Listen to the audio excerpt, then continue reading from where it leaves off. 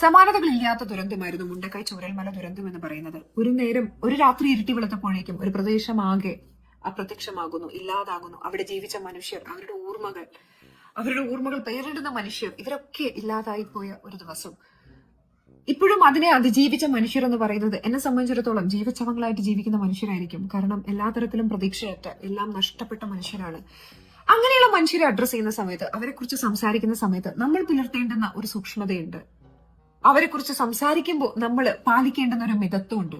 അതൊന്നും പാലിക്കാതെയാണ് സ്മൃതി പരുത്തിക്കാട് വളരെ കൃത്യമായിട്ട് ഒരു പൊളിറ്റിക്കൽ വെൻഡറ്റയുടെ ഭാഗമായിട്ട് തന്നെ ഈ ദുരന്തത്തിൽ എല്ലാം നഷ്ടപ്പെട്ട ഒരു വ്യക്തി, സ്വന്തം മക്കളടക്കം 3 മക്കളെ നഷ്ടപ്പെട്ടിട്ടുള്ള ഒരു സ്ത്രീ, അവരെ വെച്ചുകൊണ്ട് ഒരു പൊളിറ്റിക്കൽ സ്റ്റണ്ടാണ് അവർ മന്ത്രി രാജനോട് അതിവൈകാരികമായിട്ട് സംസാരിക്കുന്ന സമയത്ത് നടത്തിയത് എന്ന് വീറോടെ വാശിയോട് കൂടിയിട്ട് ഒരു ചാനൽ പ്ലാറ്റ്ഫോമിൽ ഇരുന്നിട്ട് വാദിച്ച് ജയിക്കാൻ നോക്കുന്ന സ്മൃതി പരുത്തിക്കാടിനെ കണ്ടപ്പോ എനിക്ക് സത്യം പറഞ്ഞു കഴിഞ്ഞാൽ നിസ്സഹായത തോന്നി. അത് ഒരു തരം എന്ത് തരത്തിലേക്കാണ് മാധ്യമപ്രവർത്തനം അധപതിച്ചത് എന്ന് ആലോചിക്കുകയായിരുന്നു ഞാൻ.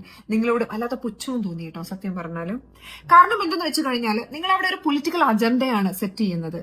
വളരെ കൃത്യമായിട്ട് LDF സർക്കാർ ഈ വിക്ടിംസിന് വേണ്ടിയിട്ട് ഒന്നും ചെയ്തിട്ടില്ല, എന്തൊക്കെയോ കാര്യങ്ങൾ ചെയ്തു എന്ന് വരുത്തി തീർക്കുകയായിരുന്നു എന്നൊക്കെയാണ് നിങ്ങൾ പറയാൻ ശ്രമിച്ചിട്ടുണ്ടായിരുന്നത്. പക്ഷെ നിങ്ങളുടെ അറിവിലേക്കായിട്ട് ഞാൻ പറയാണ്, മുണ്ടക്കൈ ചൂരൽമല ദുരന്തം, അതിന്റെ പുനരധിവാസം എന്നൊക്കെ പറയുന്നത് ഒരു ബെഞ്ച് മാർക്കാക്കി വരും കാലത്തെ മനുഷ്യർ ചിന്തിക്കേണ്ടുന്ന, അവർ ചരിത്രത്തിന്റെ ഭാഗമായിട്ട് അവർ വീണ്ടും വീണ്ടും ഡിസ്കസ് ചെയ്യാൻ പോകുന്ന ഒരു കാര്യമാണ്. കാരണം ഇതിനു മുമ്പും ഇത്തരത്തിലുള്ള ദുരന്തങ്ങൾ കേരളത്തിൽ സംഭവിച്ചിട്ടുണ്ട്. ഉദാഹരണമായിട്ട് സുനാമി എടുക്കാം. ആ സമയത്ത് കേന്ദ്രം ഭരിച്ചിരുന്നതും UDF ആണ്, കേരളം ഭരിച്ചിരുന്നതും UDF ആണ്. എങ്ങനെയാണ് ഇവിടുത്തെ സർക്കാർ സുനാമിയിൽ ഉണ്ടായിരുന്ന വിക്ടിംസിനെ പുനരധിവസിപ്പിച്ചത് എന്നത് ഒരു വലിയ ചോദ്യചിഹ്നമാണ്. അത് നമ്മൾ വീണ്ടും ഒരു ബെഞ്ച് മാർക്കായിട്ട് എടുത്തിട്ടുണ്ടായിരുന്നു. അത് നമുക്ക് ഒരു വളരെ സാറ്റിസ്ഫൈയിങ് ആയിട്ട് നമ്മൾ എടുത്തു പറയുന്ന ഒരു വലിയ നേട്ടമായിട്ട്, കേരളത്തിന്റെ ഒരു മോഡലായിട്ട് നമ്മൾ ആരെങ്കിലും ഇന്നേ വരെ സംസാരിച്ചിട്ടുണ്ടോ എന്നുള്ളത് ഒരു വലിയ ചോദ്യമാണ്.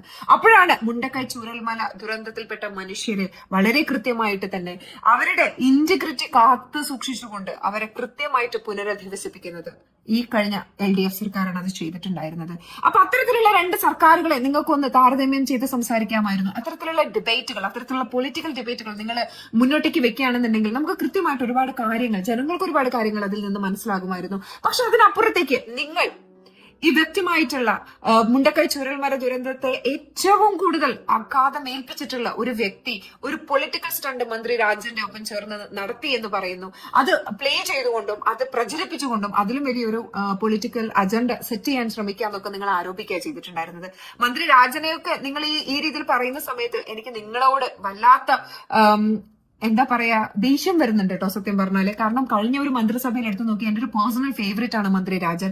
ചിന്തിക്കുന്ന സമയത്ത്, ആ വാക്ക് കേൾക്കുന്ന സമയത്ത് എന്റെ ഉള്ളിൽ തോന്നുന്നത് സ്നേഹം, കരുണയുടെ, സമഭാവനയുടെ, അതുപോലെ തന്നെ മനുഷ്യത്വത്തിന്റെ, അതിജീവനത്തിന്റെ ഒക്കെ ഒരു മുഖമാണ് എനിക്ക് മനസ്സിൽ വരുന്നത്. അദ്ദേഹം വാക്ക് പാലിക്കുന്നു. കൃത്യനിർവഹണത്തിന്റെ പരമോന്നതി എന്നൊക്കെ പറയുന്ന രീതിയിലാണ് മുണ്ടക്കൈ ചൂരൽമല ദുരന്തം ബാധിച്ച മനുഷ്യരെ അദ്ദേഹം കൂടെ മേൽക്കൈ എടുത്തുകൊണ്ട് പുനരധിവസിപ്പിക്കുന്നത്. ദുരന്തമുഖത്ത് ആദ്യം മുതൽ അവസാനം വരെ നിലകൊണ്ട് ആ മനുഷ്യർക്ക് ഊർജവും സ്നേഹവും സപ്പോർട്ടും നൽകിയിട്ടുണ്ടായിരുന്ന ഒരു മനുഷ്യൻ. ആ മനുഷ്യനെയൊക്കെയാണ് നിങ്ങൾ ഇത്തരത്തിലുള്ള ഒരു പൊളിറ്റിക്കൽ സ്റ്റണ്ടിന്റെ ഭാഗമായിട്ട് ബിലിറ്റിൽ ചെയ്ത് കളഞ്ഞത്. ഇതിൽ എനിക്ക് പറയാനുള്ളത് ഒരൊറ്റ കാര്യമാണ്. സ്മൃതി പരുത്തിക്കാട് എന്ന് പറയുന്നത് ഒരു കേവലം വ്യക്തിയല്ല. സ്മൃതി പരുത്തിക്കാട് ഇന്ന് ചെയ്തത് ഇതിനേക്കാൾ രൂക്ഷമായ രീതിയിൽ, ഇതിനേക്കാൾ മനുഷ്യ മനസാക്ഷിയെ നടുക്കിക്കൊണ്ട് ഇതിനു മുമ്പും മാധ്യമപ്രവർത്തകർ ചെയ്തിട്ടുണ്ട്, സംസാരിച്ചിട്ടുണ്ട്. അവരവരുടെ കോർപ്പറേറ്റ് ഇംഗിതങ്ങൾ, അവരുടെ താല്പര്യങ്ങൾ നിലനിർത്തി പോകാൻ വേണ്ടിയിട്ട് എത്രത്തോളം മനുഷ്യത്വരഹിതമായിട്ട് സംസാരിക്കാമോ, എത്രത്തോളം മനുഷ്യത്വരഹിതമായിട്ടുള്ള കാര്യങ്ങൾ ചെയ്യാമോ അത് ചെയ്യുന്ന മനുഷ്യരാണ്, ഒരു കൂട്ടം ആളുകൾ മാത്രമാണ് മാധ്യമപ്രവർത്തകർ എന്ന് അടിവരയിട്ടുകൊണ്ട് സ്മൃതി പരുത്തിക്കാട് അന്ന് ചാനൽ പ്ലാറ്റ്ഫോമിൽ ഇന്ന് നമുക്കൊരു ഡെമോ കാണിച്ചു തരിക ചെയ്തിട്ടുണ്ടായിരുന്നത്. മറക്കില്ല, എല്ലാം നഷ്ടപ്പെട്ട കെവിന് ജാതി ദുരഭിമാന കൊലയുടെ വിക്ടിം ആയിട്ടുണ്ടായിരുന്ന കെവിന്റെ പ്രിയ പത്നിയുടെ വായിൽ മൈക്ക് തിരികെ കയറ്റിയിട്ട് വൈകാരികമായിട്ടുള്ള ആ നിമിഷങ്ങൾ ഒപ്പിയെടുക്കാൻ വേണ്ടിയിട്ട്, അത് ചാനൽ റേറ്റിംഗ് കൂട്ടാൻ വേണ്ടിയിട്ട്, സംപ്രേഷണം ചെയ്യാൻ വേണ്ടിയിട്ട് ഇത്തരത്തിലുള്ള ചോദ്യങ്ങൾ ചോദിച്ചതും ഒരു മാധ്യമ പ്രവർത്തക തന്നെയായിരുന്നു. ഇത്തരത്തിൽ അധപതിച്ച ഒരു സമൂഹമാണ്, ഒരു കൂട്ടം ആളുകളാണ് നമ്മുടെ മാധ്യമ ലോകത്തുള്ളത് എന്നുള്ള നമ്മൾ തിരിച്ചറിയണം. ഇവർ സെറ്റ് ചെയ്യുന്ന പൊളിറ്റിക്കൽ അജണ്ടകളും ഇവർ സെറ്റ് ചെയ്യുന്ന പൊളിറ്റിക്കൽ വെൻഡറ്റകളുടെയൊക്കെ ഇരകളാക്കപ്പെടുന്നത് നമ്മൾ കൂടെയാണെന്ന് നമ്മൾ തിരിച്ചറിയണം. അപ്പോ സ്മൃതി എന്ന് പറയുന്നത് ഒറ്റപ്പെട്ട ഒരു വ്യക്തിയൊന്നുമല്ല.